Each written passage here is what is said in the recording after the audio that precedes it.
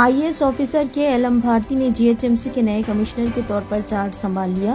تلنگانہ حکومت نے حال ہی میں فروخت کیے گئے IAS عہدوں پر نئے افسران کو نامزد کیا ہے۔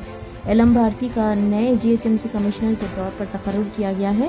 GHMC کمشنر املا پرنی کو آندھرا پردیش کیڈر واپس کیا گیا۔ ان کے بدلے ہی حکومت نے GHMC کمشنر کی ذمہ داریاں علم بھارتی کو سونپی ہے، جو ٹرانسپورٹ کمشنر کے طور پر خدمات انجام دے رہے تھے۔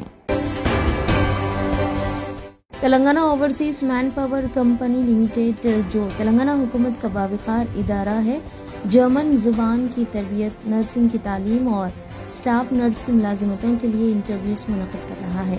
اس کے لیے 18 سے 30 سال کی عمر کے وہ افراد درخواست دے سکتے ہیں جنہوں نے SSC اور انٹرمیڈیٹ میں کم از کم 60% نشانات حاصل کیے ہوں۔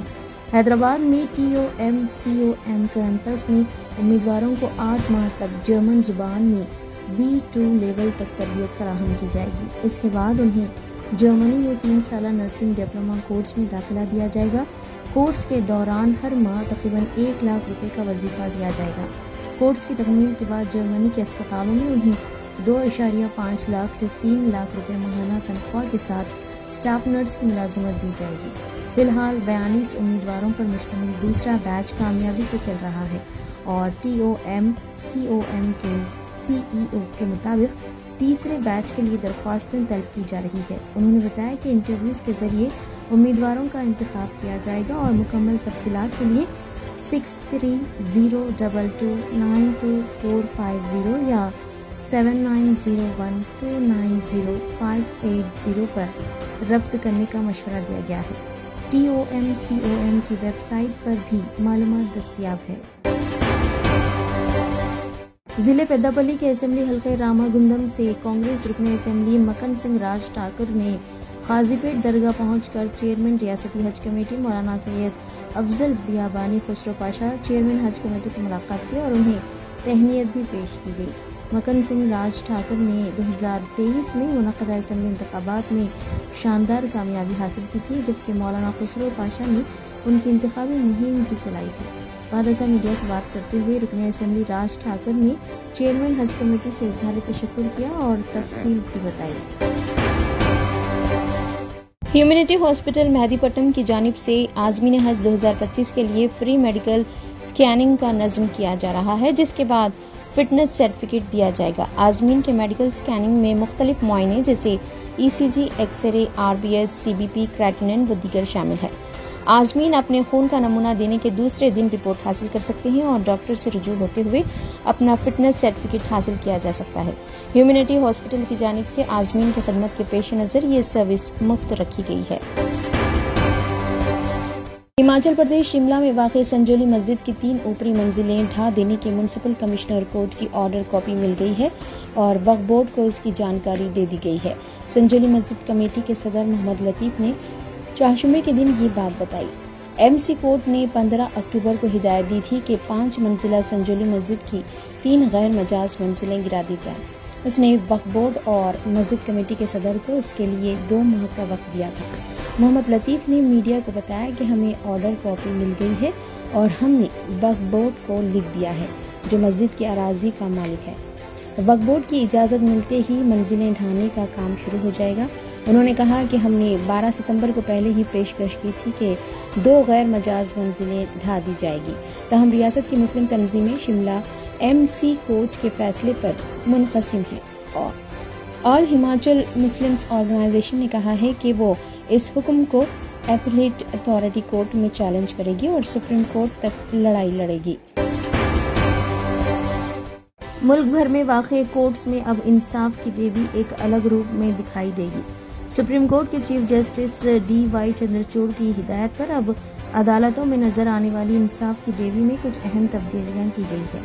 مورتی کی آنکھوں پر بندھی ہوئی پٹی ہٹا دی گئی ہے اور ایک ہاتھ میں موجود تلوار کو ہٹا کر اس کی جگہ آئین کی کتاب تھما دی گئی ہے، جو غالباً عوام میں یہ پیغام دینے کی کوشش ہے کہ قانون اندھا نہیں ہے۔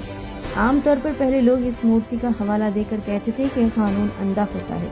حقیقی معائنوں میں آنکھوں پر بندھی پٹی کا مطلب یہ تھا کہ عدالتی کارروائی کے دوران عدالت چہرہ دیکھ کر فیصلہ نہیں سناتی، بلکہ ہر شخص کے لیے یکساں طریقے سے انصاف کیا جاتا ہے۔ اس مورتی کے ایک ہاتھ میں ترازو حسب سابق موجود رہے گا، لیکن دوسرے ہاتھ سے تلوار ہٹا کر آئین کی کتاب تھمانے کا بھی ایک خاص مقصد ہے۔ اس سے یہ پیغام جائے گا کہ ہر ملزم کے خلاف قانون کے مطابق کارروائی کی جائے گی۔ نائب سنگھ سینی نے جمعرات 17 اکتوبر کو دوسری بار ہریانہ کے وزیر اعلیٰ کے طور پر حلف لیا۔ 54 سالہ رہنما سینی نے پہلی بار اس سال مارچ میں وزیر اعلیٰ کا عہدہ منوہر لال کھٹر کی جگہ سنبھالا تھا۔ وزیر اعظم نریندر مودی، مرکزی وزیر داخلہ امت شاہ، بی جے پی کی اعلیٰ قیادت اور قومی جمہوری اتحاد کے 18 وزرائے اعلیٰ نے ریاستی دارالحکومت چندی گڑھ کے قریب پنچکولہ میں منعقدہ اس تقریب میں شرکت کی۔